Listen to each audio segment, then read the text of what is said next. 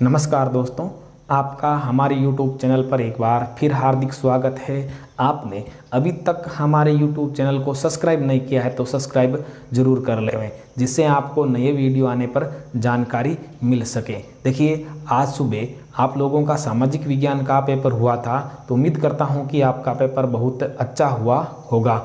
आपका पेपर कैसा हुआ इसके लिए आप कमेंट बॉक्स में लिखकर बताएं। और कल सुबह आप लोगों का गणित विषय का पेपर होगा, तो वो पेपर आपके लिए बहुत अच्छा हो, उसके लिए आपको अब अग्रिम हार्दिक शुभकामनाएं। और देखिए, आपका पेपर बहुत अच्छा हो, आपके अनुसार हो, ये हम आपके लिए कामना करते हैं।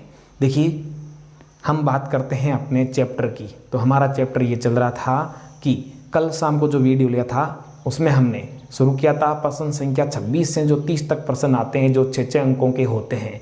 उसके लिए मैंने कुछ 22 महत्वपूर्ण प्रश्न चुने थे, जिसमें मैंने 11 प्रश्नों के लिए तो हम आंसर कर दिए थे कल के वीडियो में। तो बाकी बचे 11 प्रश्न आज की इस वीडियो में हम देखेंगे। तो चलिए, उससे आगे जो प्रश्न है उससे हम शुरुआत करते हैं। देखिए, इसमें जो अगला जो प्रश्न है वो है अपना प्रश्न नंबर 12, और 12 नंबर प्रश्न है वो है उसमें निकालना माध्य। ये देखिए, ये है अपने अध्याय नंबर 17 से, जो है केंद्रीय प्रवृत्ति के माप, माध्य, माध्यक, बहुलक। तो तीनों के मैंने एक एक प्रश्न लिए हैं, तो यहाँ हम इनका सोल्व करते हैं। देखिए, यहाँ पे माध्य निकालना, जिसमें आपको कह रहा है कि कल्पित माध्य से माध्य निकालना, और कल्पित माध्य के लिए आपको जो चुनना है माध्य, वो क्या चुनना है, 25 चुनना है, यानी 25 मानकर आपको हल करना है। तो देखिए, आपको ये दे रखा है, मैंने ये आप जोड़ करके लिख दिया यहाँ पर, क्योंकि समय कम लगे इसके लिए। तो ये आप योग करना है, जो क्या कहलाएगा, सिग्मा एफ, जो कितना है 40 से। फिर आपको यहाँ क्या करना है, एक्स निकालना है। एक्स निकालने के लिए क्या करो, इन दोनों को जोड़ो, 0 और 10 जोड़ो को, तो क्या हो गए 10, 10 का आधा कर दो क्या 5, इनको जोड़ो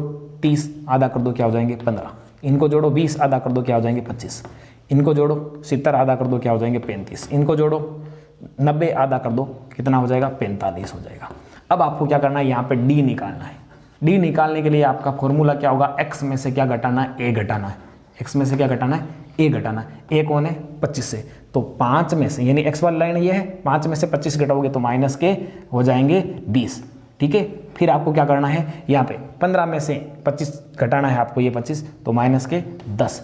25 में से 25 घटाना है 0, 35 में से 25 घटाना है आपके हो जाएगा प्लस के 10, और 45 में से 25 घटाना है प्लस के हो जाएंगे 20। तो यहाँ प्लस लगाने की आवश्यकता नहीं है। अब देखिए, आपको क्या करना है, यहाँ पे इससे आगे क्या करना है, आपको एफ और डी का गुणा करना है। यानी यहाँ पे क्या निकालना है, आपको एफ डी निकालना है।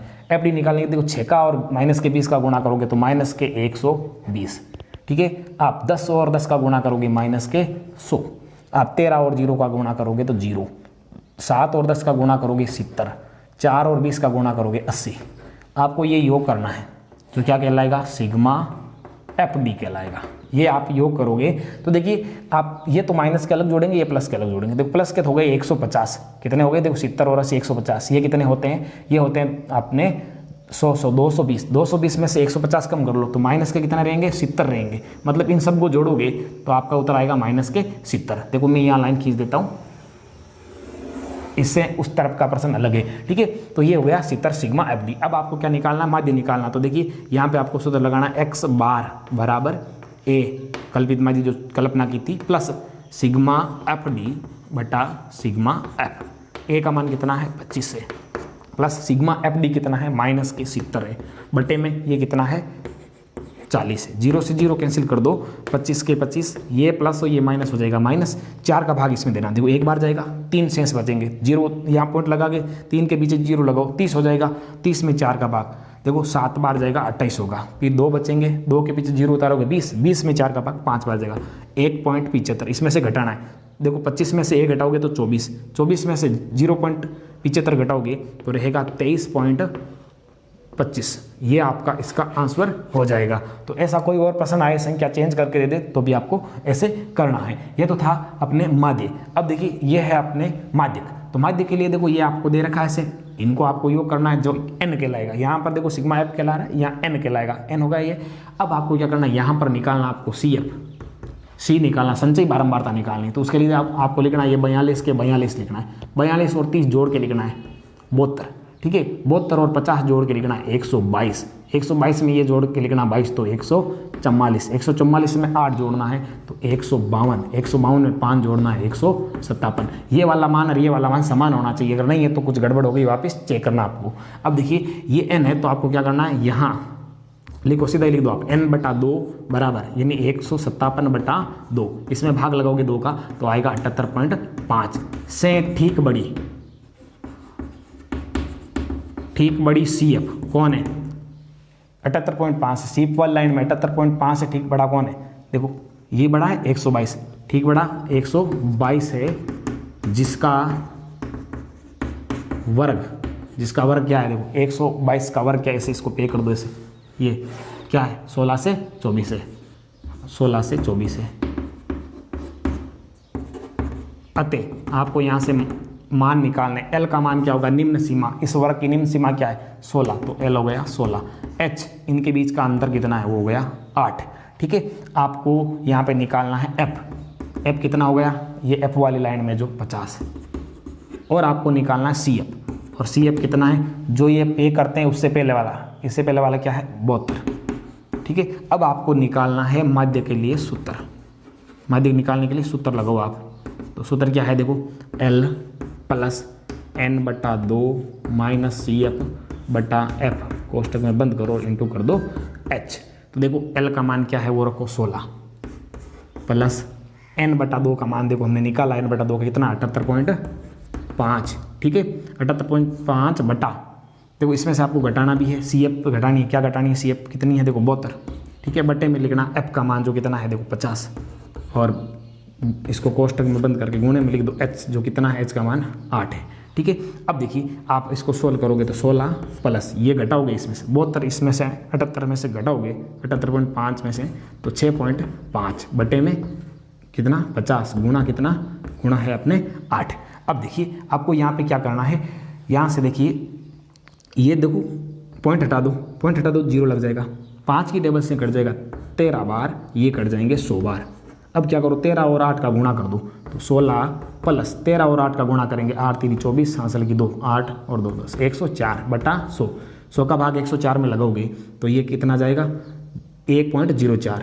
तो देखो 16 प्लस 1.04 ये जोड़ोगे तो मैं देखो यहाँ लिख देता हूँ इसके आगे 16 प्लस 1.04 ये आपको जोड़ना है तो कितना मिलेगा आपको उत्तर 17.04। ये आपको काम करना है इसमें। अब देखिए यहाँ पर ये जो प्रश्न है ये किसके लिए है, ये प्रश्न है वो है अपने बहुलक के लिए। देखिए इसमें आपको क्या करना है, सबसे पहले देखना है इसमें जो ये f होता है इसमें सबसे बड़ी चीज़ क्या है, 42 सबसे बड़ा है तो ये क्या कहलाएगा आपके f1 कहलाएगा। f1 से पहले क्या आता है f0 आता है तो ये क्या हो जाएगा f0, इससे अगला क्या हो जाएगा f2 हो जाएगा। ठीक है, जो सबसे बड़ा है इसको पे कर दो, उसका आपको यहाँ पे ये वर्ग लेना है तो यहाँ लिखोगे सबसे बड़ी बारंबारता, यहाँ लिखोगे यहाँ सबसे बड़ी बारंबारता कितनी है 42 है जिसका वर्ग 40 से 50 है। अतः आपको यहाँ पर सारे मान लिखने हैं, f1 कितना है, f0 कितना है, f2 कितना है, l कितना है। तो l तो मैं लिख देता हूँ जो है 40 निम्न सीमा इसकी, और h लिख देता हूँ मैं जो है अपने 10 इनका अंतर। बाकी वो चीज़ें आप खुद लिख देना, यहाँ पे मैं नहीं लिख रहा हूँ। अब आपको निकालना है बहुलक। देखिए बहुलक निकालने के लिए आपको सूत्र लगाना है तो जो क्या है l प्लस कोष्टक में आपको लिखना है कुछ चीज़, बाहर गुणा किससे करना है h से करना है। तो देखो चीज़ें यहाँ क्या लिखोगे, देखो ऊपर लिखना f1 माइनस f0, नीचे भी लिखना आपको f1 माइनस f0। ठीक है, यहाँ तो 2 से गुणा करना है और यहाँ माइनस में f2 करना है, ऐसे ही आपको याद रखना है। अब देखिए यहाँ पे आपको l का मान बैठाना है। l का मान कितना इस प्रश्न में हमने लिखा था, ये रहा 40, बहुलक बराबर में 40 प्लस f1 माइनस f0। आप क्या करो इनका अंतर निकालो कितना है, इनका अंतर देखो है 14 और इनका अंतर निकालो कितना है, इनका अंतर कितना होता है देखो 20 घटोगे इसमें से तो 22। ठीक है, देखो इन दोनों का अंतर तो है 14, इन दोनों का अंतर है 22। आप देखो आपके लिए प्रश्न आसान हो जाएगा, इसके लिए आपको बता रहा हूँ, इनका क्या कर दो अंतर, ये इनका अंतर दोनों का ये। अब देखो 40 प्लस ऊपर तो लिख दो ये अंतर जो कितना है 14, नीचे इन दोनों को जोड़ के लिख दो तो 14 और 22 जोड़ोगे तो 36 और इंटू क्या है h का मान जो कितना है 10। देखो आसान हो गया, वरना आप f1 का मान रखोगे फिर उसमें से घटाओगे, f1 का डबल करोगे, ये घटाओगे, तो उसकी बजाय आप पहले यहाँ अंतर निकाल लो, ये निकालो, ऊपर तो ये लिख दो और नीचे दोनों जोड़ के। अब इसको सोल्व करो। यहाँ पे देखो 40 के 40 प्लस ये देखो ये काटोगे नीचे 36 से, देखो ये कटेंगे 7 बार, ये कटेंगे 18 बार, 18 का आधा 9, ये कटेंगे 5 बार। ठीक है, 7 और 5 का गुणा करेंगे तो 35/9। ठीक है, 40 प्लस 9 का भाग लगाएंगे इसमें तो 9 3 27, पीछे बचा कितना 8, 8 में भाग जाता नहीं तो पॉइंट लगाओ और जाएगा 9 8 72, फिर पीछे 8 बचेगा और 8 बार 8 8 8 ऐसे आता जाएगा तो आप यहाँ 9 कर दो। ठीक है, ये जोड़ोगे तो कितना होगा 40 और 3 43.89, इसका आंसर हो जाएगा जो क्या है बहुलक है। तो इस तरीके से आपको प्रश्न करने हैं। तो इनमें से देखो कोई 2 प्रश्न आपसे पूछेगा, चाहे ये दोनों दे दे या ये दोनों या ये दोनों। ठीक है, तो 2 प्रश्न आपको देंगे, दोनों ही आपको करने होंगे। तो ये बहुत आसान प्रश्न है, सबसे लास्ट प्रश्न होगा तो आपको ये प्रश्न सबसे पहले करना है। ठीक है, तो ये थे प्रश्न 12 13 14। चलिए आगे देखते हैं हम 15 नंबर प्रश्न क्या है हमारा।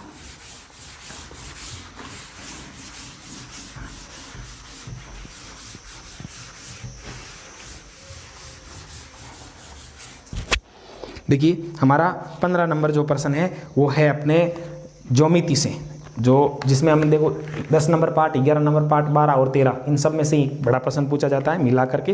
तो देखिए अपना 15 नंबर जो प्रश्न है वो है, सिद्ध कीजिए कि एक चाप द्वारा वृत्त के केंद्र पर अंतरित कोण वृत्त के शेष भाग के किसी बिंदु पर अंतरित कोण का दुगुना होता है। यह हमें सिद्ध करना है। देखिए हमें एक वृत्त दे रखा है, ये ऐसा वृत्त है जिसका केंद्र O है। ठीक है, इसके ऊपर ये चाप, कोई चाप ले सकते हो, ये ऐसा छोटा चाप ले सकते हो, ऐसे यहाँ से पूरा बड़ा चाप ले सकते हो, या फिर बराबर सेंटर में लेके एक चाप ले सकते हो। एक चाप लेना, मैंने ये चाप लिया। ठीक है, AB नाम दे दो इसका। इस AB चाप द्वारा केंद्र पर ये जो कोण बनता है, कौन सा AOB, ये कोण डबल है। इसी चाप द्वारा शेष भाग में, शेष भाग कहाँ से यहाँ तक कोई भी बिंदु ले लेते हैं, यहाँ कहीं पर भी बिंदु लेके उस बिंदु को इस A से और इस B से मिला देते हैं तो ये जो कोण बनता है C नाम दे देते हैं ACB। ये है ACB का डबल करते हैं तो ये होता है, मतलब ये कोण डबल है ACB का, ये हमें सिद्ध करना है। तो दिया है, तो आप क्या लिखोगे कि चाप AB द्वारा केंद्र पर अंतरित कोण AOB व शेष भाग पर अंतरित कोण ACB है, ये तो आप लिख दोगे दिया है हमें। देखिए सिद्ध क्या करना आपको,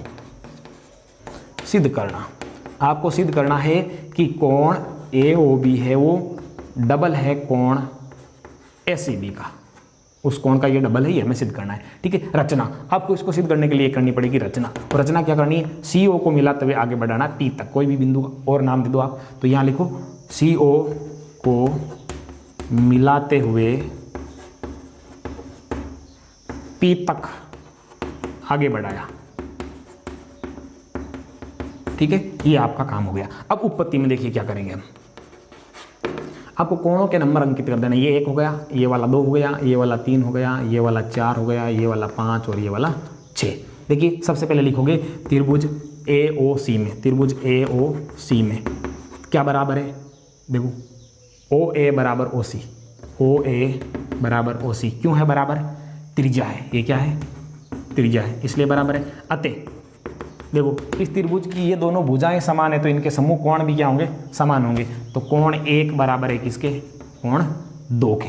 कोण 1, ये 1 और 2 दोनों क्या है बराबर है। अब देखिए इसी त्रिभुज में कोई त्रिभुज है, उसकी एक भुजा को बाहर बढ़ा देते तो बाहर जो बना कोण होता है वो अंतराभिमुख कोणों के योग के बराबर है। यानी 1 और 2 का योग करते हैं तो किसके बराबर है, 5 के बराबर है। तो यहाँ लिखो कोण जो 1 है प्लस कोण 2 है, ये है किसके बराबर, कोण 5 के बराबर में। ठीक है, ये लिख दो बहिष्कोण, कारण लिख दो बहिष्कोण। ठीक है, अब आप क्या करोगे, इसको कह दोगे समीकरण नंबर 1। ठीक है, इसी प्रकार त्रिभुज उस तरफ वाला लोगे BOC में, BOC में OB के बराबर में OC है, क्या ये त्रिज्या है, ये OB और OC त्रिज्या है। अतः समान भुजाओं के समूह कोण बराबर होंगे तो कोण 3 और 4 क्या होंगे, कोण 3 बराबर में कोण 4 हो जाएंगे, ये बराबर है। अब देखिए आप आगे क्या करोगे, 3 और 4 बराबर है, फिर आप लिखोगे कि कोण 3 प्लस कोण 4 मिलके कितने के होंगे? कोण 3 और 4 मिलके कितने के होंगे? कोण 3 और 4 मिलके होंगे देखो किसके बराबर? बार वाले 6 के बराबर, कोण 6 के बराबर। देखो यहाँ पे थोड़ा चेंज कर देना आपको, समीकरण 1 इसको बनाने से पहले देखो आपको कोण 3 और 1 चाहिए, ठीक है? तो यहाँ देखो 3 ही रखना है, तो कोण 3 प्लस 4 की जगह क्या बेटा? तो देखो 4 और 3 बराबर है, तो कोण 3 बराबर में कोण 6, ये जोड़ दो तो क्या मिलेगा? 2 कोण 3 बराबर में कोण 6, ये समीकरण नंबर 2 हुआ। इसी प्रकार आपको ये भी थोड़ा सोल्व करना है पहले, तो देखो यहाँ पर भी करोगे तो क्या होगा? कोण नंबर 1 लाना है, तो यहाँ हो जाएगा 2 कोण 1 बराबर में कोण 6। क्यों? देखो कोण 1 और 2 का योग 5 हो रहा है, यहाँ 5 लिखना है, 5 हो रहा है। देखिए आपके देखिए कोण 1 और 2 बराबर है, तो यहाँ पे देखो 2 को हटाना 1 बिठाना, क्यों? 1 और 3 ही रखने हमें, तो यहाँ पे 2 की जगह आपने क्या बेटा? 1 2 कोण 1 बराबर में कितना है? 5 है। ये समीकरण आपका कितना है? 1 है। अब देखिए समीकरण 1 और 2 को जोड़ना है, तो लिखो समीकरण 1 व 2 जोड़ने पर, समीकरण 1 और 2 जोड़ोगे तो इधर की चीज़ें इधर जुड़ेगी, उधर की उधर जुड़ेगी, तो इधर कौन है? 2 कोण 1 प्लस इधर कौन है? इसमें 2 कोण 3 बराबर में आपको क्या मिल जाएगा? कोण 5 प्लस कोण 6, ठीक है? इसमें 2 कॉमन आ रहा है, 2 कॉमन ले लो, पीछे क्या बचेगा? कोण 1 प्लस कोण 3, 2 कॉमन ले लिया तो बराबर में कोण 5 प्लस कोण 6। देखो यहाँ पे आपको 2 तो लिखना ही है, कोण 1 और 3 मिलके कौन सा कोण बनाते हैं? ACB, तो यहाँ लिख दो कोण ACB बराबर 5 और 6 मिलके कौन सा बनाते हैं? देखो ये 5 ये 6 कौन सा बनाते हैं? AOB, तो लिख दो कोण AOB। यही आपको सिद्ध करना था, तो ये हो गया इति सिद्धम। देखो सीधी सी बात है, ये कोण और ये कोण बराबर है, क्यों? ये दोनों भुजाएं बराबर इसलिए। अब देखिए ये कोण मिलके 5 के बराबर होते हैं, तो एक जैसे 2 कोण हो, इसके जैसे 2 कोण हो तो 5 बनेगा, ऐसे ही 3 जैसे 2 कोण हो तो 6 बनेगा। दोनों को जोड़ेंगे तो इसमें भी 2 है, इसमें भी 2 है, तो कोण 1 और 3 जोड़ेंगे तो बन जाएगा ACB और 2 कॉमन आ गया, इन दोनों को जोड़ेंगे तो बनाऊंगा AOB। तो ये आपको सिद्ध करना था, तो ये हो गया अपने प्रश्न नंबर 15। देखिए आगे प्रश्न नंबर क्या है? 16 देखते हैं। ये प्रमेय है आपके 12.8, वहाँ से आप देख सकते हैं, और इसके अलावा आपको पूरा देखना है, पूरा समझना है, हर एक चीज़ देखनी है, तो उसके लिए आप हमारे प्लेलिस्ट में जा कर के वहाँ से आप देख सकते हैं। चलिए आगे प्रश्न नंबर 16 क्या है? देखिए 16 नंबर प्रश्न है, यदि एक चक्रीय चतुर्भुज ABCD के सम्मुख कोणों के समद्विभाजक इस चतुर्भुज के परिगत वर्त को P और Q बिंदुओं पर प्रतिच्छेद करते हैं, तो सिद्ध कीजिए कि PQ वर्त का व्यास है। PQ इस वर्त का व्यास है। देखो एक वर्त दे रखा है ऐसा, ये वर्त रहा ऐसा वर्त, इस वर्त के अंदर एक चतुर्भुज ऐसा ABC और D। इस चतुर्भुज में कोई 2 समूह कोण लेने चाहिए, तो ये 2 ले लो, चाहिए ये 2 ले लो, कोई भी आपकी इच्छा अनुसार लेने, उनके समद्विभाजक खींचने। A का आधा करने वाला लाइन खींचनी है आपको, इसका आधा करने वाला लाइन ऐसे ये खींच दिया आपने, इसका नाम देना P। ऐसे ही इसका समूह कौन है? C का भी आपको आधा करते हुए कैसे लाइन खींचनी है, जिसका नाम देना Q। PQ को आपको मिलाना है, तो आपको ये सिद्ध करना है कि PQ इस वर्त का क्या है? व्यास है। तो दिया है मैं क्या लिखोगे कि दिया है, मैं लिख देता हूँ, दिया है ABCD एक चक्रीय चतुर्भुज है, ये आपको दे रखा है। वे AP और AP लिखना है, AP और देखो ये तो AP और CQ, कोमा लगा के लिखो, कोण A व कोण C के समद्विभाजक है, ये आपको दे रखा। सिद्ध करना, सिद्ध ये करना है कि PQ इस वर्त का क्या है? व्यास है। PQ वर्त का व्यास है, ये आपको सिद्ध करना है। इसको सिद्ध करने के लिए आपको करनी पड़ेगी एक रचना, और रचना क्या करनी है आपको? एक तो AQ को और इसको DQ को मिलाना है, तो लिखो AQ व DQ को मिलाया। अब देखिए उत्पत्ति में आपको क्या करना है? देखिए इसको व्यास लाने के लिए, देखो अभी हमने पर में पढ़ा था पीछे, जो अभी इसी में हमने एक प्रश्न में लिया था, ये एक वर्त है जिसमें ये हम चाप लेते हैं ऐसा, तो इस चाप द्वारा जो केंद्र पर कोण बनता है, ठीक है, केंद्र पर मतलब ये पूरा चाप लेते हैं, यहाँ से जो कोण बनेगा इस पर, ये कोण बनेगा पूरा, जो कितना है 180 डिग्री। इसी द्वारा शेष भाग पर जो कोण बनता है वो कोण, देखो ये 180 डिग्री का, तो ये कितने का होगा? 90 का होगा। तो देखिए इसका मतलब है ये क्या है? व्यास है। तो अर्धवृत्त है, अर्धवृत्त पर बना कोण समकोण होता है, उसी से जो अभी हमने पर में पढ़ा था उससे ऊपर में निकलता है। अगर यहाँ 90 डिग्री है तो ये व्यास है, ये व्यास है, तो यहाँ 90 डिग्री का कोण बनेगा। तो देखिए अगर इसको व्यास लाना है तो ये जो कोण है यहाँ तक का, ये वाला कौन सा? पी ए क्यू कितना लाना है, हमें 90 डिग्री लाना है। अगर ये 90 डिग्री लाएंगे तो पी क्यू क्या कहलाएगा, व्यास कहलाएगा। तो उसके लिए हम क्या करते हैं, इसको कहते हैं कोण नंबर 1, इसको कहते हैं कोण नंबर 2, यहाँ तक का कोण 2 है, यहाँ तक का 1 है, और इसको कहते हैं कोण नंबर 3। तो देखिए उपपत्ति में हम क्या लिखेंगे, सबसे पहले लिखेंगे कोण ए प्लस कोण सी मिलके कितने के होंगे, 180 डिग्री। कारण लिख दो, पर में 12.8, पर में 12.8 में हमने ये पढ़ा था, जो दूसरा वाला पर में 12.8 है उसमें हमने पढ़ा था कि चक्रीय चतुर्भुज के समूह कोण युग्म संपूरक होते हैं, आमने सामने के कोण मिलके 180 डिग्री के होते हैं। तो यहाँ पे ए और सी दोनों मिलके 180 डिग्री के होंगे। अब देखो इस समीकरण में 2 का भाग लगा देते हैं, कोण ए में भी 2 का भाग लगा देते हैं, कोण सी में भी 2 का भाग लगा देते हैं, 180 डिग्री में भी 2 का भाग लगा देते हैं। तो एक कोण ए में 2 का भाग लगाएंगे तो 1 नंबर भी मिलेगा और ये इधर वाला कोण भी मिलेगा। ये 2 तो अलग है, ये दोनों कोण बराबर है क्योंकि ये लाइन इसका आधा कर रही है, तो ये भी मिलेगा, ये भी मिलेगा। तो यहाँ तो हो जाएगा कोण नंबर 1। सी का आधा करोगे तो इधर का भी मिलेगा, इधर का भी मिलेगा, तो लिख दो कोण नंबर 3। बराबर में इसका आधा करोगे तो 90 डिग्री।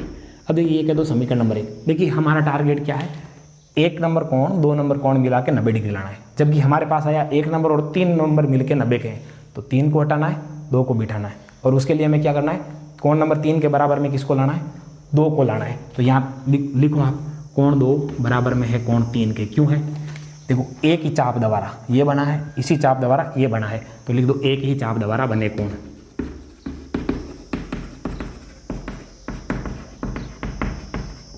ठीक है, ये हो गया समीकरण नंबर 2।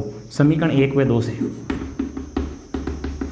समीकरण 1 और 2 से देखो क्या करोगे, कोण 1 को तो रखना है, 3 को हटाना है, कोण बिठाना है। 3 के बराबर में 2 है तो लिखो कोण 2 बराबर में 90 डिग्री। कोण 1 और 2 मिलके कौन सा कोण बनाते हैं, पी ए क्यू, तो इनकी जगह हो जाएगा कोण पी ए क्यू बराबर में 90 डिग्री। अब देखो ये कोण 90 का है पूरा, तो ये क्या है, व्यास है, अतः पी क्यू वर्त का व्यास है। ये आपके सिद्ध हो गया, इति सिद्धम हो गया। चलिए आगे देखते हैं प्रश्न नंबर 17 क्या है।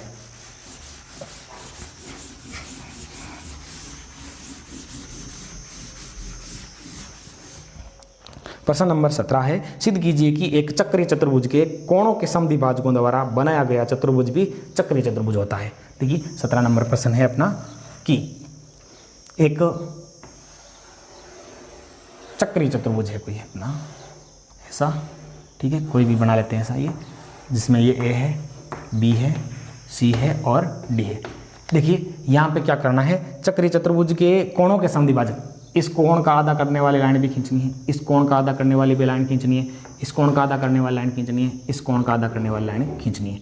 तो ऐसा खींचेंगे तो अंदर जो चतुर्भुज बनेगा, जैसे यहाँ नाम दे देते हैं पी क्यू आर एस, ये क्या है, एक ये भी एक चक्रीय चतुर्भुज है।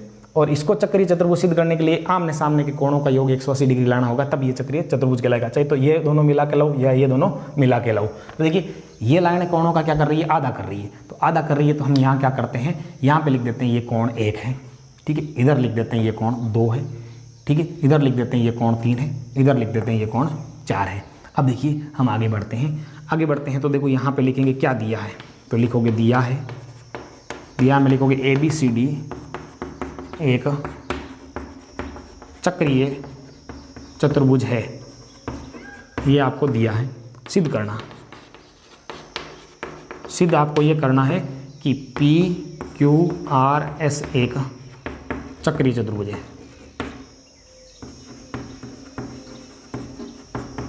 मतलब ये बाहर वाला एबीसीडी तो आपको दिया है चक्रीय चतुर्भुज, ये आपको सिद्ध करना की है, ठीक है। रचना कुछ नहीं करनी है। देखो उपपत्ति में लिखो आप, उपपत्ति में क्या करोगे, उपपत्ति में आप देखो सबसे पहले लिखोगे कि कोण ए प्लस कोण सी ये दोनों मिलके कितने के होंगे, 180 डिग्री के होंगे। कारण पर में 12.8 से चक्रीय चतुर्भुज के आमने सामने कोण 180 डिग्री होते हैं। देखिए इसमें भी 2 का भाग लगाना है, कोण ए में भी 2 का भाग लगाना है, कोण सी में भी 2 का भाग लगाना है, 180 डिग्री में भी 2 का भाग लगाना है। कोण ए में 2 का भाग लगाओगे तो कौन मिलेगा, कोण 1, प्लस सी में लगाओगे 2 का भाग तो कौन मिलेगा, कोण 2, बराबर इनका आधा करोगे तो 90। ये हो गया समीकरण नंबर 1।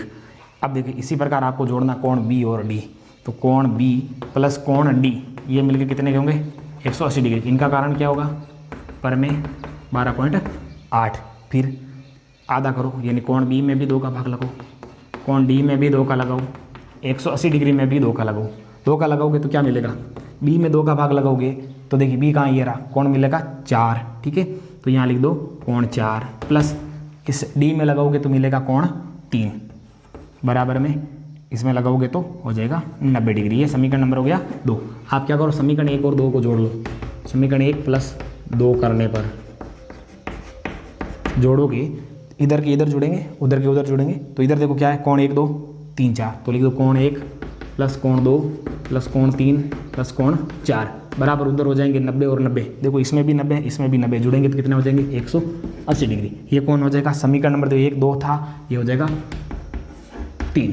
ठीक है, यहाँ तक समझ में आ गया। अब आपको त्रिभुज लेने हैं, त्रिभुज APD में, त्रिभुज APD में इसमें देखो तीनों कोणों का योग कितना होगा 180 डिग्री होगा। तो कोण 1 कोण 3 और कोण P, तो देखो कोण 1 प्लस कोण 3 प्लस कोण P बराबर में 180 डिग्री। समीकरण नंबर 4 हो गया। ठीक है, अब आपको ये लेना त्रिभुज BRC, त्रिभुज BRC में कौन से कोण, कोण 2 कोण 4 और कोण R, कोण 2 प्लस कोण 4 प्लस कोण R बराबर में 180 डिग्री। कोण 5, त्रिभुज के तीनों कोणों का योग 180 डिग्री होता है। तो ये त्रिभुज लिया हमने जिसमें ये तीनों जुड़े, ये त्रिभुज लिया जिसमें ये तीनों जुड़ गए। अब देखिए आपको क्या करना, समीकरण ये जोड़ना 4 और 5, समीकरण 4 प्लस 5 करने पर इनको जोड़ोगे, इधर के इधर जुड़ेंगे, उधर के उधर जुड़ेंगे, तो उधर तो देखो हो गए 180 प्लस 180। इस तरफ देखो क्या है, कोण 1 है 2 है 3 है 4 है, ये लिख दो कोण 1 प्लस कोण 2 प्लस कोण 3 प्लस कोण 4, और कोण है P है और R है, तो कोण यहाँ प्लस में लिखो प्लस कोण P प्लस कोण R। देखो 1 2 3 4 का मान कितना है, समीकरण नंबर 3 में देखो 1 2 3 4 का मान है 180, इनकी जगह बैठ जाओ 180 प्लस कोण P प्लस कोण R बराबर में 360, कोण P प्लस कोण R बराबर 180 उधर जाकर 360 में से घटेंगे, घटा दो कितना रहेगा 180 रह जाएगा। तो देखिए P और R मिलके कितने के 180 के, जो क्या है समूह कोण है, तो अतः PQRS एक चक्रीय चतुर्भुज है। ठीक है, क्यों है, आमने सामने के कोण कितने आ रहे 180 डिग्री आ रहे हैं। आगे है प्रश्न नंबर 18, सिद्ध कीजिए कि माध्यिकाएं एक ही बिंदु से गुजरती है और यह बिंदु प्रत्येक माध्यिका को 2:1 में विभाजित करती है। देखिए हमें ये जो प्रश्न दिया है, ये जो 18 नंबर प्रश्न हमने लिया है, ये वाला प्रश्न है अध्याय नंबर 10 से, जिसका नाम है बिंदु पथ, जिसमें 10.6 परम है, वो ये परम है यहाँ पर। देखिए हमें त्रिभुज बनाना है एक पहले से, ये त्रिभुज हो गया, ठीक है, जिसका नाम है ABC, ये ABC हो गया। इसमें हमें क्या करना है, 3 माध्यिकाएं खींचनी है और तीनों माध्यिकाएं एक ही बिंदु से गुजरे, ये हमें सिद्ध करना है। तो देखिए हम क्या करते हैं, 2 माध्यिकाएं तो खींच लेते हैं ऐसे, ये वाली, ये तो 2 माध्यिकाएं हैं। अब देखिए इसका माध्यिका का नाम दे देते हैं BE और ये CF, ये 2 माध्यिकाएं हैं। ठीक है, हमें क्या करना है, ये सिद्ध करना है कि यहाँ से जो एक लाइन खींचेंगे, जैसे ये एक लाइन खींच देंगे यहाँ से, ये माध्यिका नहीं है अभी, ठीक है, ये D है नाम, AD अभी माध्यिका नहीं है। हमें ये सिद्ध करना है कि AD भी क्या है, एक माध्यिका है। देखिए ये 2 माध्यिकाएं तो है जो एक बिंदु से गुजर रही है, वो से हमने इस बिंदु से गुजरते हुए एक लाइन और खींच ली। अब ये माध्यिका नहीं है, हमें ये सिद्ध करना है ये भी एक क्या है, माध्यिका है। तो इसका मतलब है तीनों कहाँ से गुजर रही है, एक बिंदु से ही गुजर रही है। जब हम ये सिद्ध कर देंगे ये क्या है, एक माध्यिका है। तो इसके लिए हमें क्या करना है, सबसे पहले लिखना है क्या दिया है। ठीक है, तो यहाँ लिखो दिया है, हमें दिया है त्रिभुज ABC में ये BE पे CF माध्यिकाएं हैं, सिद्ध करना। हमें यह सिद्ध करना है कि AD भी ये क्या है, माध्यिका है। ठीक है, एक बात तो ये सिद्ध करनी है, और दूसरी बात ये सिद्ध करनी कि इधर का अनुपात 2 है, इधर का 1 है, इधर का 2 है, इधर का 1 है, इधर का 2 है, इधर का 1 है। तो मैं एक चीज़ लिख देता हूँ यहाँ पे, AO अनुपात OD बराबर में है 2:1, ये भी हमको सिद्ध करना है। अब रचना, देखिए रचना में क्या करना है आपको, जितना ये AO है उतना ही इसको आगे बढ़ाना है, इस OD को आगे बढ़ाना, मतलब इस AO जितना, ये मैं AO है जितना ये रख दिया। ठीक है, इसका नाम दे दो G। ठीक है, इसको इससे मिलाओ, इसको इससे मिलाओ, ये आपको रचना करनी है। तो यहाँ लिखो कि AO को इस प्रकार आगे बढ़ाया कि इस ए ओ को इस प्रकार आगे बढ़ाया कि ए ओ बराबर ओ जी हो, ए ओ बराबर ओ जी हो, व बी जी व सी जी को मिलाया, बी जी व सी जी को मिलाया, ये हमने रचना कर दी, इनको मिला दिया, ये जितना था उतना ये आगे बढ़ा दिया। अब देखिए उत्पत्ति में हमें क्या करना है, इस चतुर्भुज को समांतर चतुर्भुज सिद्ध करना है। और ये अगर समांतर चतुर्भुज हो जाएगा तो समांतर चतुर्भुज के विकर्ण क्या होते हैं, परस्पर समद्विभाजित होते हैं। तो ये वाला भाग इस भाग के बराबर आ जाएगा, ये दोनों भाग बराबर होगा तो ये जो चीज़ है ये क्या होगी, माध्यिका होगी, क्योंकि ये मध्य बिंदु है और किसी सिरे से मध्य बिंदु को मिला देता हूँ, वो क्या होती है, माध्यिका होती है। तो देखिए हमें यहाँ क्या करना है, सबसे पहले लिखना एफ ए बी का मध्य बिंदु है, एफ ए बी का मध्य बिंदु है, ठीक है। क्यों है, सी एफ माध्यिका से, सी एफ माध्यिका, सी एफ माध्यिका है तो ये मध्य बिंदु है। ओ ए जी का मध्य बिंदु है,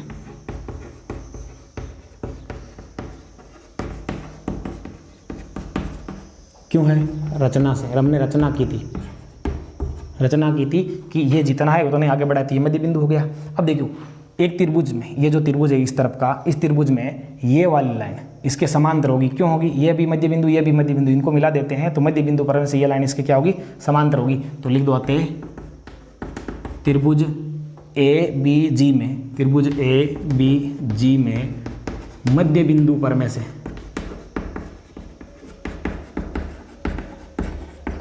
मध्य बिंदु पर में से क्या हो जाएगा, ये ओ एफ बराबर है बी जी, ओ एफ समांतर है, सॉरी ओ एफ समांतर है बी जी के, ये समांतर है। तो देखिए ये पूरी एक लाइन थी तो ये वाला भाग भी इसके क्या होगा, समांतर होगा। तो लिख दो या ओ, ये क्या है, ओ सी समांतर है किसके, बी जी के, समीकरण नंबर 1। इसी प्रकार त्रिभुज ए सी जी में, त्रिभुज ए सी जी में देखिए ए सी जी में क्या होगा, ओ ई समांतर होगा जी सी के, तो लिख दो ओ ई समांतर है जी सी। या अब देखिए ये वाला लाइन इसके समांतर है तो ये वाला लाइन इसके क्या होगी, समांतर होगी, तो लिख दो ओ बी या बी ओ समांतर जी सी, बी ओ समांतर जी सी। ये समीकरण नंबर 2 हो गया। देखो समीकरण 1 व 2 से देखिए ये भुजाओं का जोड़ा समांतर है, हमने सिद्ध कर लिया, ये भुजाओं का जोड़ा समांतर ये सिद्ध कर लिया। तो बी ओ सी जी क्या है, बी ओ सी जी एक समांतर चतुर्भुज है,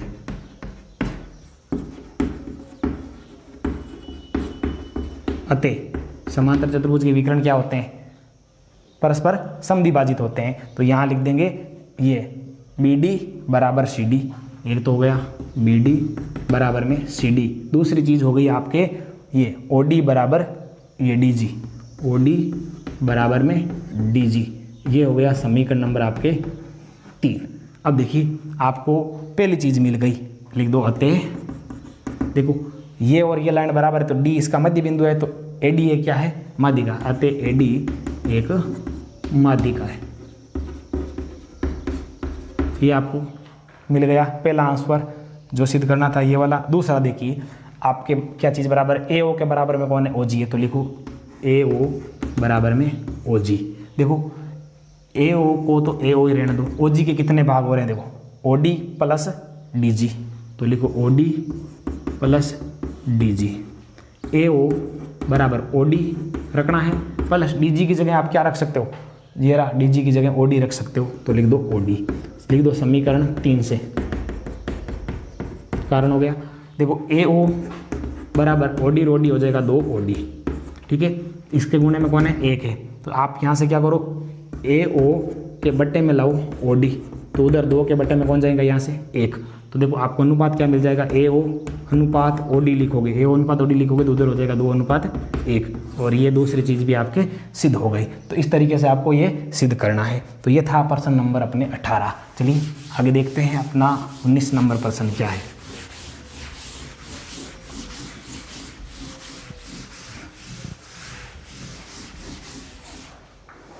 19 नंबर प्रश्न है, एक चतुर्भुज एबीसीडी के विकर्ण परस्पर ओ पर इस प्रकार प्रतिच्छेद करते हैं कि ए ओ बटा बी ओ बराबर सी ओ बटा डी ओ है। देखिए एक चतुर्भुज दे रखा है अपने 19 नंबर प्रश्न में, तो मैं एक चतुर्भुज बना लेता हूँ पहले।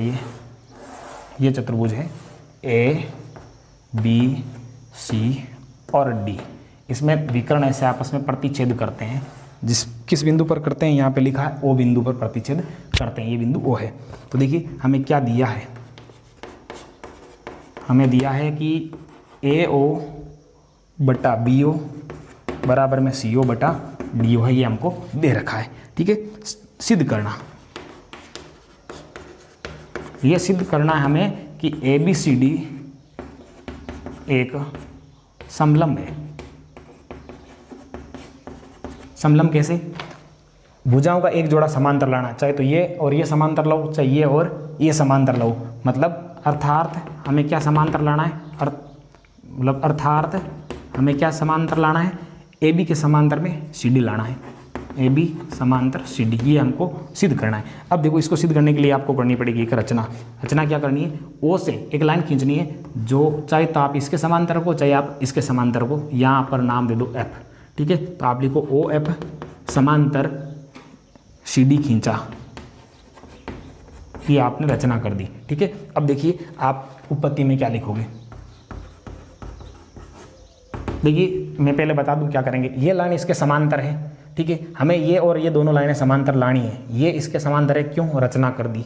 अब ये लाइन अगर इसके समांतर लेके आ जाएं तो देखो ये लाइन इसके समांतर तो रचना से है, ये लाइन इसके समांतर हम लेके आ जाएंगे तो ये और ये भी क्या हो जाएंगे, समांतर हो जाएंगे, और ये दोनों समांतर है तो ये क्या है, समलंब चतुर्भुज है, ये हमें सिद्ध करना है। तो देखिए उपपत्ति में हम क्या करेंगे, सबसे पहले जो चीज़ दी है वो लिखेंगे। तो लिखो ए ओ बटा बी ओ बराबर में सी ओ बटा डी ओ। आप यहाँ पर लिखो दिया है,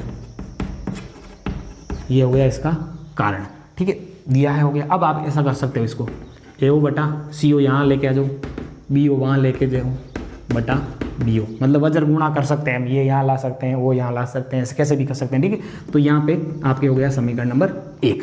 अब देखिए ये समांतर लाइन हमने किसके खींची, डी सी के, तो इससे कौन सा ये अपने त्रिभुज बनता है, देखो त्रिभुज बनता है बी सी डी।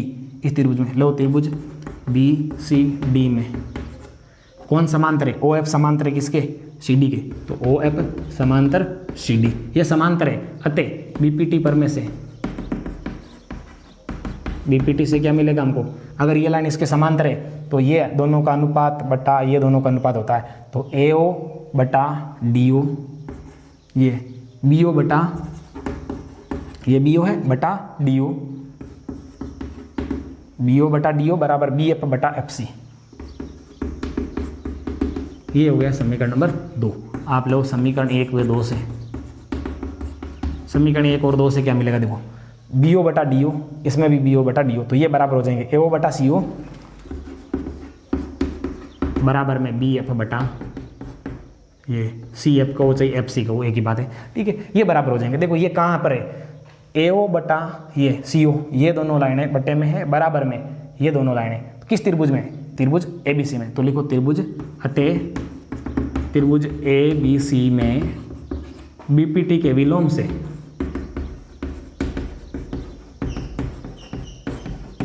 आपको क्या मिल जाएगा, बीपीटी के विलोम से अगर ये अनुपात, इन दोनों का अनुपात, इन दोनों का अनुपात के बराबर, तो ये लाइनें क्या होती है, समांतर होती है, तो हो जाएगा ए बी समांतर है किसके, ओ एफ के, और ये समांतर है। अतः देखो ए बी है वो ओ एफ के समांतर है और ओ एफ है वो सी डी के समांतर है, लिख दे, परंतु रचना से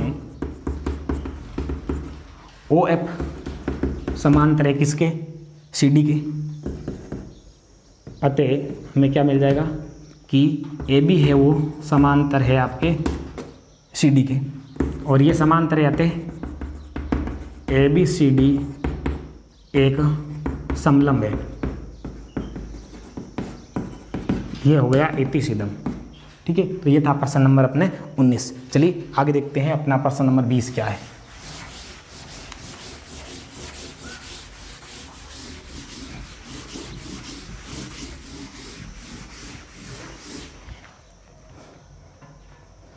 देखिए 20 नंबर प्रश्न है अपना, किसी त्रिभुज ABC के शीर्ष से उसकी सम्मुख भुजा BD पर लंब डालने पर AD स्क्वायर बराबर BD गुणा DC प्राप्त होता है, तो सिद्ध कीजिए कि ABC एक समकोण त्रिभुज है। ये हमें सिद्ध करना है। देखिए 20वां प्रश्न है। 20वें प्रश्न में हमें एक त्रिभुज दे रखा है ऐसा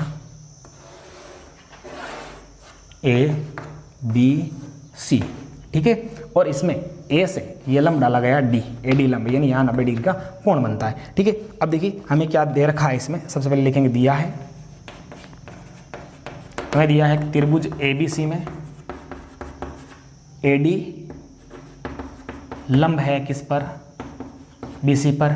वह एक चीज़ और दे रखी है, वो दे रखी है AD स्क्वायर बराबर BD गुणा DC, ये हमको दे रखा है, ठीक है। और सिद्ध करना, सिद्ध ये करना है कि त्रिभुज ABC एक समकोण त्रिभुज है,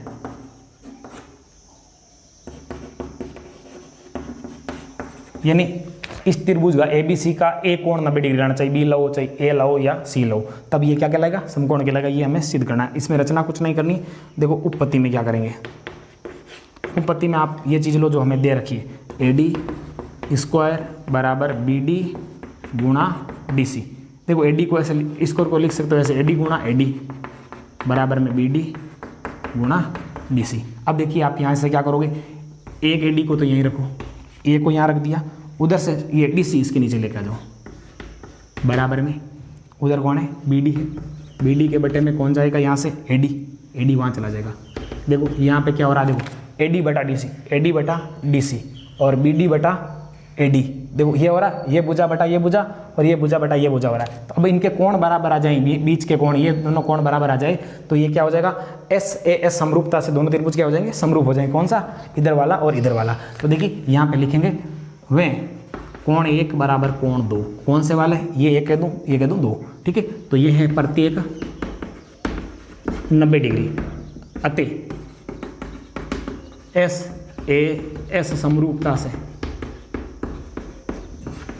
क्या मिल जाएगा, त्रिभुज कौन सा, BDA।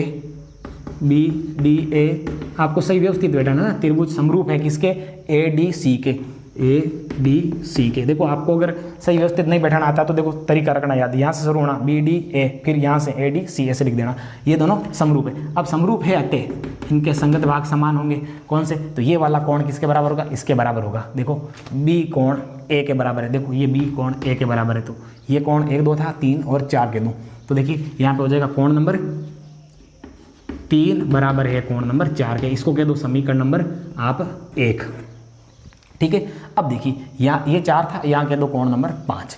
अब देखो लिखो त्रिभुज ADB में या ABD में, त्रिभुज ABD में हमारा टारगेट क्या है, ये दोनों 4 और 5 मिला के 90 डिग्री लाना है ना। तो लिखो ये त्रिभुज ABD, इस त्रिभुज में लिखोगे कि कोण 1 ये वाला प्लस कोण 3 ये वाला प्लस कोण 5 ये वाला मिलके कितने के होंगे, 180 डिग्री के होंगे। त्रिभुज के तीनों अंत्यकोणों का योग। देखिए एक नंबर का मान कितना है, 90 डिग्री है। तो यहाँ पर देखो कोण 3 लिखेंगे प्लस कोण 5 लिखेंगे बराबर में 180 लिखेंगे, और एक का मान 90 है वो रख के उधर भेजेंगे तो माइनस में चला जाएगा, ये माइनस। तो देखो कोण 3 और 5, कोण 3 प्लस कोण 5 बराबर ये घटाओगे तो 90 डिग्री रह जाएगा। अब देखिए आपको क्या करना है, ये 4 और कितना 5 मिला के, 4 और 5 मिला के 90 लाना है, जबकि हमारे पास क्या आया है 3 और 5 90 आया। तो हमें यहाँ से देखो क्या हटाना है, 3 हटाना है। तो देखो 3 के बराबर में क्या है, देखो हमने सिद्ध कर लिया 3 के बराबर में कौन है, तो यहाँ लिख दो 4, कोण 4 प्लस कोण 5 बराबर में 90 डिग्री। कारण लिख दो समीकरण नंबर 1 से, ठीक है। अब देखिए कोण 4 और 5, ये 4 ये 5 दोनों को जोड़ोगे तो कौन कौन बनेगा, BAC, कोण BAC बराबर में 90 डिग्री। अब देखिए ये पूरा कोण 90 डिग्री है, तो ये त्रिभुज कैसा है, अतः त्रिभुज ABC एक समकोण त्रिभुज है। ये हो गया इतिसिदम। ये था प्रश्न नंबर अपने 20। चलिए आगे देखते हैं अगला प्रश्न 21वां क्या है।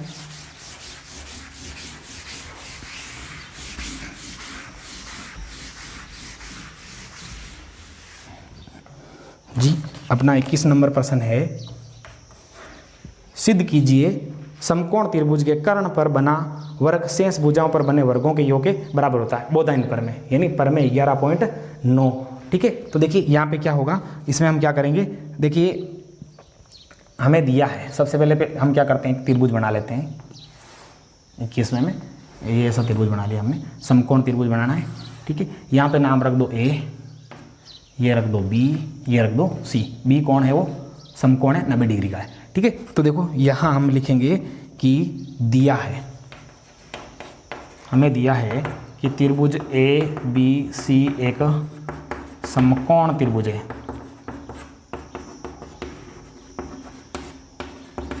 यानी कोण बी के बराबर में क्या है? 90 डिग्री है। ये हमको दे रखा है, सिद्ध करना। सिद्ध ये करना है कि कर्ण, देखो 90 डिग्री के सामने वाली भुजा कर्ण है, यानी AC का स्क्वायर बराबर है शेष भुजाएं कौन? AB का स्क्वायर प्लस और कौन है? ये BC, इसका स्क्वायर के बराबर है, यानी इस अकेली भुजा का वर्ग इन दोनों भुजाओं के वर्गों के योग के बराबर है। ये हमें सिद्ध करना है। इसको सिद्ध करने के लिए हमें करनी पड़ेगी एक रचना। रचना क्या करनी है? यहाँ से B से समूह भुजा AC पर लंब डालना है, ABCD। तो यहाँ आप ये लिख दो, तो यहाँ लिखो BD लंब AC खींचा, ये आपको लंब खींचना है ऐसा। ये रचना हो गई। अब उत्पत्ति में देखिए, उत्पत्ति में आपको क्या करना है? ये इधर का छोटा त्रिभुज पूरा बड़ा त्रिभुज लेना है, समरूप सिद्ध करना है। फिर इधर का छोटा त्रिभुज पूरा बड़ा त्रिभुज लेना है, समरूप सिद्ध करना है। 2 समीकरण बनेंगे, दोनों को जोड़ लेंगे, अपना उत्तर आ जाएगा। देखिए कैसे, सबसे पहले लिखेंगे त्रिभुज ABC, पूरा बड़ा नाम लिख दो ABC।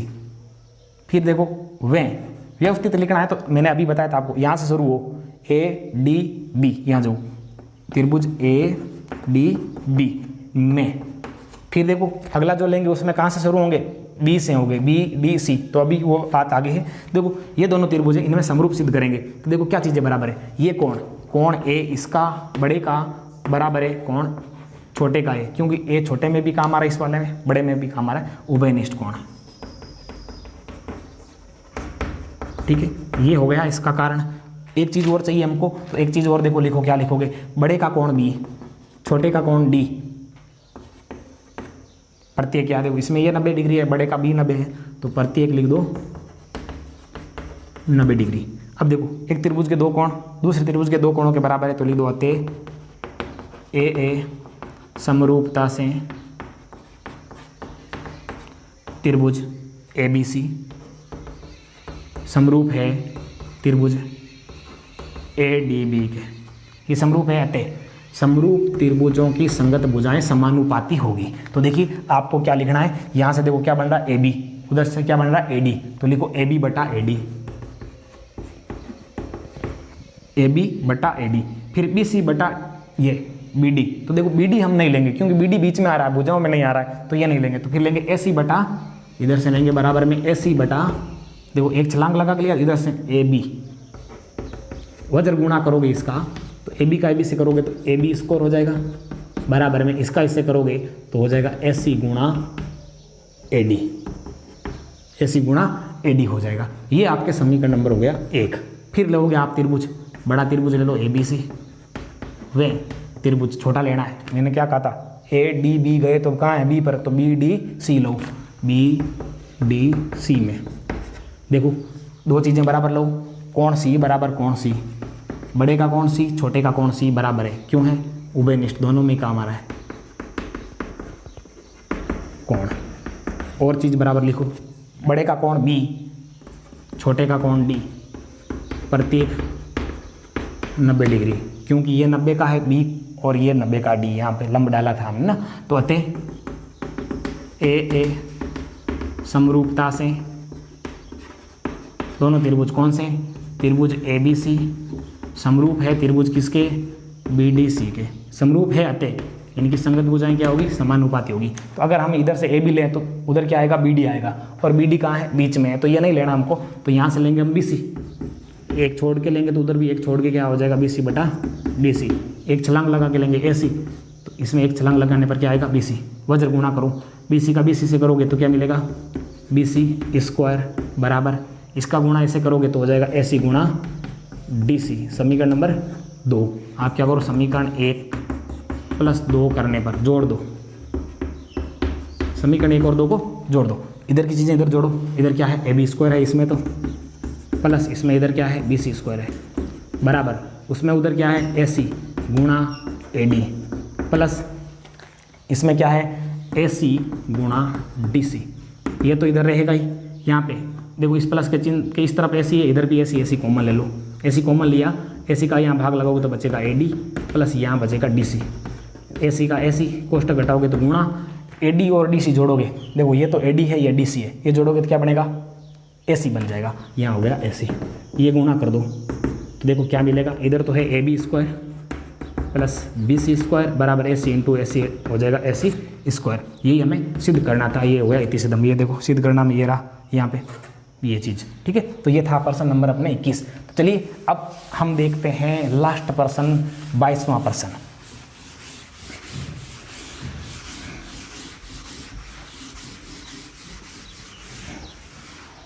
देखिए हमारा 22वां प्रश्न है, किसी समबाहु त्रिभुज, एक त्रिभुज है जो समबाहु त्रिभुज तीनों भुजाएं उसकी बराबर है, ABC की भुजा BC पर एक बिंदु D इस प्रकार स्थित है कि BD के बराबर 1/3 BC है, तो सिद्ध कीजिए कि 9 AD स्क्वायर बराबर 7 AB स्क्वायर। देखिए पहले हम क्या करते हैं, इस लास्ट प्रश्न में एक त्रिभुज बनाते हैं जो समबाहु होगा। ये हमने त्रिभुज बनाया ABC, तीनों भुजाएं बराबर है। तो देखो दिया है, हमें लिखेंगे हम, दिया है हमें दिया है कि त्रिभुज ABC एक समबाहु त्रिभुज है,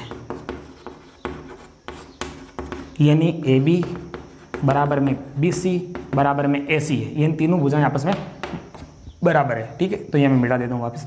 अब देखो यहाँ पर BC पर कोई बिंदु D इस प्रकार है, AD को मिला देते हैं ऐसे, तो ये जो BD है ये भी दिया हमको कि BD है वो बराबर में है 1/3 BC के, ये भी हमको दे रखा है।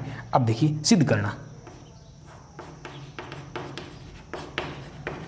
हमें ये सिद्ध करना है कि 9 AD स्क्वायर बराबर में 7 AB स्क्वायर, ये हमें सिद्ध करना है। इसको सिद्ध करने के लिए हमें करनी पड़ेगी एक रचना, और रचना क्या करनी है, यहाँ से A से इस पर एक लंब डालना है, E नाम दे दो, यहाँ लंब डालना है इसे, तो लिखो AE लंब BC खींचा, ठीक है। अब उत्पत्ति में देखिए क्या करेंगे, देखिए हमें सबसे पहले ये त्रिभुज लेना, कौन सा ADE, इसका ये कोण 90 का है, तो ये जो दोनों कोण है ये दोनों कोण 90 से क्या होंगे छोटे, क्योंकि त्रिभुज के तीनों कोणों का योग 180 डिग्री होता है, जिसमें से ये 90 ले गया तो पीछे दो कोण बचे, दोनों कोणों को कुछ न कुछ मिलेगा, तो दोनों कोण 90 डिग्री से क्या होंगे छोटे होंगे। तो ये वाला कोण तो 90 से छोटा है। अगर इस वाले कोण की बात करें तो ये एक सीधी रेखा 180 डिग्री का कोण बनाती है, ये छोटा है तो ये क्या होगा इधर का बड़ा होगा। तो यहाँ पर आपको या तो आपको अधिक कोण त्रिभुज लेना है या आपको न्यून कोण त्रिभुज लेना है, ठीक है। उसमें हमें पर में लगाना है, पर में कौन से 11.11 या 11.12। अगर आप अधिक कोण लोगे तो 11.11 लगाएंगे, न्यून कोण लोगे तो 11.12 लगाएंगे। लेकिन 11.12 लगाएंगे तो थोड़ा पर्सन हार्ड होगा, लेकिन उत्तर उससे भी आ जाएगा और अधिक कोण से भी हमारा उत्तर आ जाएगा। तो देखिए हमें यहाँ पर क्या करना है, एक ये जो समबाहु त्रिभुज है उसकी एक विशेषता होती है कि ये जो होता है इसको बराबर दो भागों में बांटता है। तो देखो हम अधिक कोण त्रिभुज लेंगे, इसमें कौन सा, ये कोण अधिक कोण है तो ये त्रिभुज लेंगे, कौन सा ABD। तो इस त्रिभुज को लेने के लिए हमें देखो ये चाहिए AB AD चाहिए, तो AB और AD तो उत्तर में है। उसके अलावा हमें देखो ये BD चाहिए और DE चाहिए, तो हमें BD और DE के, देखो BD का मान भी हमें प्रश्न में दे रखा है, हमें DE का मान निकालना है, DE का मान निकालना है पहले। तो देखिए हम क्या करेंगे, यहाँ पर सबसे पहले लिखेंगे कि ये जो BD है बराबर में है किसके, 1/3 BC के, और BC की जगह देखो BC लिख सकते हो, AC लिख सकते हो, AB लिख सकते हो, तो लिख दो AB, क्योंकि प्रश्न में उत्तर में हमें AB चाहिए। तो ये हो गया, ये तो लिख दो दिया है, ठीक है। अब दूसरी चीज आपको मान निकालना है किसका, इसका D और E का। तो उसके लिए आपको पहले ये लिखना है कि ये जो BE है वो बराबर है इसी के, BE बराबर में है इसी के, ये बराबर में 1/2 कर देते हैं किसका, BC का, और BC की जगह आप क्या लिख सकते हो AB, ये जो है ना ये BC AB के बराबर में देखो यहाँ, तो BC की जगह AB रख सकते हो। तो इसका 1/2 करते हो तो ये वाला मिलता है, ये वाला भी मिलता है। क्यों, कारण लिख दो इसके आगे कि AD लंब, ये AE लंब है BC के, AE लंब BC के है, इस कारण से ये हुआ। अब देखो आपको मान चाहिए किसका, DE का। तो DE कब मिलेगा, ये DE मिलेगा पूरा BE, यहाँ से यहाँ तक का BE, इसमें से घटाओगे, क्या घटाओगे, ये वाला BD घटाओगे तो क्या मिलेगा DE। ये वाला भाग कब मिलेगा, इस पूरे भाग में से ये घटा दो तो ये मिल जाएगा, तो ये लिख दिया। तो DE बराबर में BE का मान रखो, देखो BE का मान कहाँ, ये रहा 1/2 AB प्लस BD का रखो, BD का कहाँ, ये रहा 1/3 AB। 1 बटा या माइनस लिखना 1/3 AB। देखिए DE के बराबर में 1/2 देखो और माइनस 1/3 ये लिख दो और बाहर लिख दो AB हमने क्या कर दिया, कॉमन ले लिया। ये AB है, B लिख देता हूँ, ये AB मैंने कॉमन ले लिया। अब ये हम सोल्व करेंगे तो DE का मान क्या आएगा, DE बराबर आएगा, देखो ये हम सोल्व करेंगे तो इन दोनों का गुणा करो 6, तिरछा गुणा करो 3, तिरछा गुणा करो 2, 3 में से 2 घटाओ तो 1/6 AB हो जाएगा। ये मान किसका है, DE का मान है, और ये मान किसका है, BD का है। ये मान हमको मिल गए। अब लो त्रिभुज, कौन सा त्रिभुज, ADE में लिखो समकोण त्रिभुज ADE में कोण E बराबर 90 डिग्री है। अतः ये 90 डिग्री है कोण, तो ये वाला कोण मैं 1 नंबर कह दूं, ये वाला कह दूं मैं 2 नंबर, तो मैं लिख दूं अतः कोण 1 है वो छोटा है किससे, 90 डिग्री से, वे कोण नंबर 2 है वो बड़ा है किससे, 90 डिग्री से। ये कोण तो 90 से बड़ा है, ये छोटा है, ये 90 डिग्री है इस कारण से, ठीक है। तो अब देखिए हम लिखेंगे कि अतः अधिक कोण त्रिभुज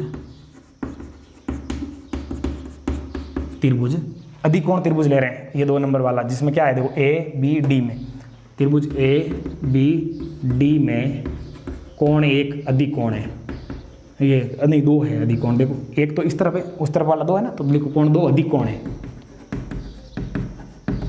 ये आपके कारण हो गया। अतः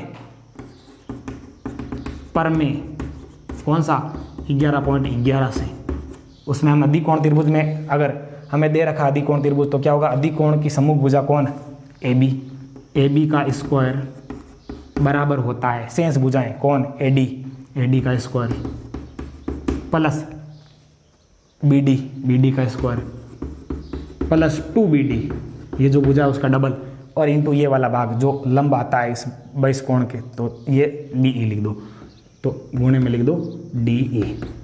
अब इनकी जगह इनके मान रख दो, AB का तो AB रहेगा बराबर AD का AD रहेगा प्लस BD का मान रखना है। देखो BD का मान क्या है, 1/3 AB, तो लिखो 1/3 AB, और इसका क्या करना है, स्क्वायर करना है, प्लस 2 के 2 रखो, BD का मान रखो जो क्या 1/3 AB इंटू DE का मान रखो, DE का मान भी हमने निकाला 1/6 AB।